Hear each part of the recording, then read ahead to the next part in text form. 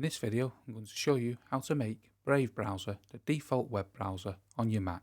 You first want to head up to the little Apple logo on the top left hand corner and come down to System Preferences. And from System Preferences, you want to click General. And down here, Default Web Browser, you want to click the drop down and select Brave Browser. Now any links you click online will open in Brave Browser. If you want to make Brave Browser your default, you'd want to remove Safari from the dock. If Safari has a dot underneath, you'd want to right click and quit. Then either drag main desktop where it says remove and then let go, or drag it to the bin. This will just remove the icon and not the actual Safari itself.